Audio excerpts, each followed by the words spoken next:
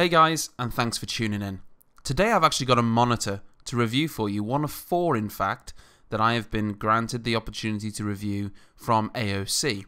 This monitor is the AOC G2460PG, and this one is a GSYNC gaming monitor. I've got 4 monitors to review, one each week over the next 4 weeks, and it covers all the price ranges in the AOC range. So let's start off with this first one. So let's get into the boring stuff first.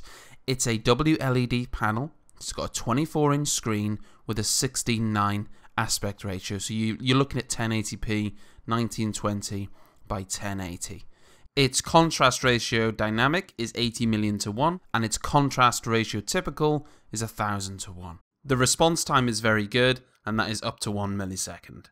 But it's the GSYNC element that sets this monitor apart, and we'll come on to that in a little bit on how exactly that works and how it affects you. Also, the monitor is 144Hz, so you get in that full gameplay experience as well, even if you're not running GSYNC.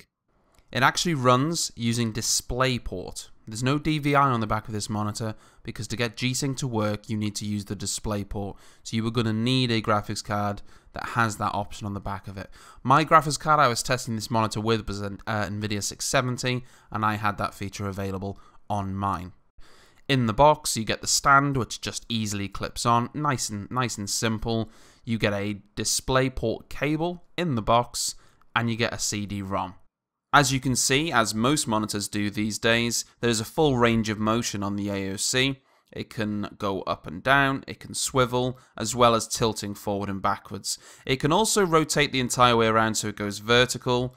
Designers and people involved in web development tend to like that, although this monitor is mainly aimed at gamers rather than pixel-perfect designers wanting a crisp image for designing.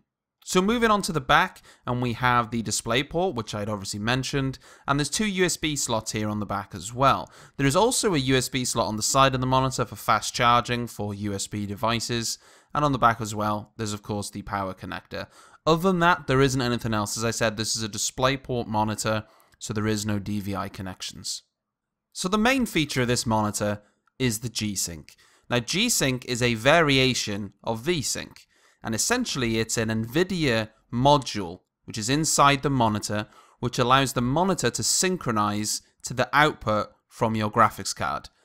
Traditionally, the graphics card had to synchronize to the monitor, which could lead to unpleasant tearing in the game, something which probably we've all been familiar with. What GSYNC does is it tries to take the benefits of VSync by reducing tearing, whilst also not having the input lag that's associated with VSync. It's worth noting that you can still use this monitor with AMD video cards, but the GSYNC element won't be available. It will simply operate at a 144Hz gaming monitor. It's a little bit pointless if you have an AMD card, because you're paying extra for GSYNC without the ability of being able to use it.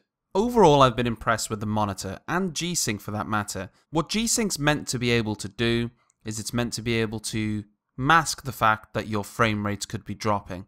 Ideally, you want the monitor to run at 144Hz with 144 frames. If that frame rate drops to 120, 100, the GSYNC's going to mask that and still make the image appear smooth. For the most part, it works well.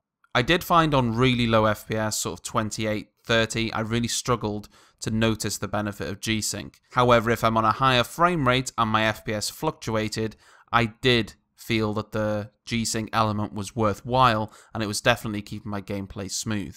Overall, the colours on the monitor are still very good, and image quality itself is still good. The viewing angles also are pretty average and comparable to any other monitor on the market. The price is one of the other good features about this monitor.